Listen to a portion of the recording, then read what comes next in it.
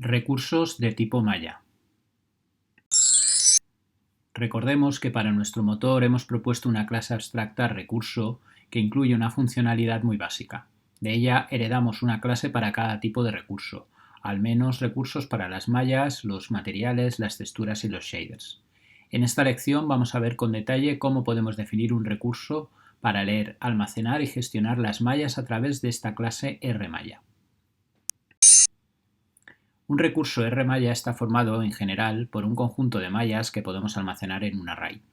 Dos son los métodos fundamentales que necesitamos: cargar RMalla, que obtiene la malla desde un fichero, y dibujar, que llama a las funciones de dibujado de la librería gráfica, GL en nuestro caso. Antes de entrar en detalle con estos métodos, vamos a ver cómo son esas mallas. Las mallas están formadas por arrays de vértices, de normales, de coordenadas de textura, de índices y de las propias texturas que debemos pegar en la malla. Aquí es donde se almacenan los datos geométricos necesarios para el dibujado. Para comprender qué datos debemos guardar y cómo hacerlo, veamos con detalle cómo es una malla. Supongamos esta malla sencilla formada por 3 triángulos y 5 vértices, de V0 a V4. Cada uno de estos vértices tendrá una posición X y Z.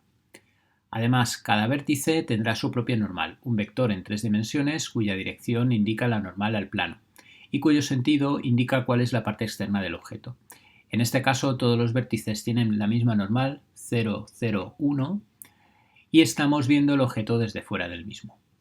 Por último, cada vértice tiene una coordenada de textura, en este caso un vector 2D que indica la posición del vértice en la imagen, que es un espacio 2D. Las coordenadas de textura permiten saber cómo se recorta la imagen y se pega en cada polígono.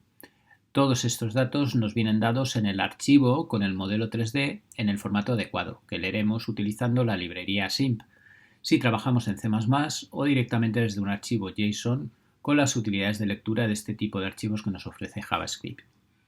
Una vez leídos, ¿cómo debemos almacenarlos en la memoria? Nuestra propuesta es utilizar 3 arrays de números reales. Es recomendable utilizar directamente el tipo de datos real de GL, que es GL float, que contienen la posición de los vértices, las normales y las coordenadas de textura, de forma consecutiva. Así, la posición X y Z del vértice 0 se añade en el primer array, la normal X y Z en el segundo y la coordenada de textura ST en el tercero. A continuación, de forma consecutiva, se almacenan las 3 coordenadas correspondientes al vértice 1, después las del vértice 2, las del vértice 3 y las del vértice 4. Por último, necesitamos un cuarto array, este de números enteros, que almacena el índice de cada vértice formando los polígonos, en este caso triángulos, en sentido antihorario vistos desde fuera del objeto. Así, el primer triángulo está formado por los vértices 0, 2, 1, el segundo por los vértices 1, 2, 3 y el tercero por los vértices 2, 4, 3. ¿Por qué se recomienda almacenar así los datos? Porque esta es la estructura de datos que necesita GL para rellenar respectivamente sus buffers de vértices, de normales, de coordenadas de textura y de índices. Así, pasar estos datos al shader no necesitará de ningún procesamiento adicional. Volviendo a la clase malla, vemos que efectivamente todos estos datos geométricos se almacenan en atributos de tipo array de flotantes para los vértices normales y coordenadas de textura y array de enteros para los índices. Además, almacenamos también las texturas que deben pegarse en esa malla, que pueden ser una o varias, de ahí que también los almacenemos en un array. Estas texturas son imágenes que a su vez se almacenan como recursos y que veremos en otras lecciones. El método cargar RMalla es específico para cada librería de carga de mallas que vayamos a utilizar, aunque podemos dar un esquema general de cómo será. En primer lugar, el método debe llamar a la función de lectura del fichero de la librería que vayamos a utilizar, por ejemplo, async para C++ o el parser de JSON para JavaScript. Esta llamada tiene como resultado la carga en memoria del contenido del archivo. Aunque la estructura de datos en memoria es distinta según la librería, en general tendrá forma de árbol o de lista de mallas. El proceso concluirá creando un objeto de la clase malla para cada malla del fichero y rellenando sus arrays de vértices normales, coordenadas de textura, índices y texturas, tal y como hemos explicado ya. Como pasaba con el método de carga de mallas, el dibujado también es específico según estemos desarrollando el motor en C++ o en JavaScript. No obstante, también vamos a ver un esquema general de cómo será.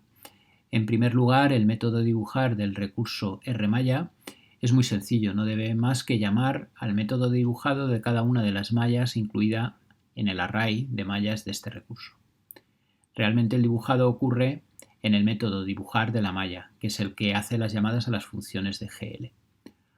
Antes de explicarlo, recordemos que los datos, es decir, vértices, normales, coordenadas de textura e índices, están almacenados en arrays en memoria y que debemos pasar todos estos datos a GL, o dicho de otra manera, lo que está almacenado en memoria RAM, esos arrays, debemos pasarlo a la memoria de vídeo, lo que llamamos buffers, que es la memoria que manejan los shaders.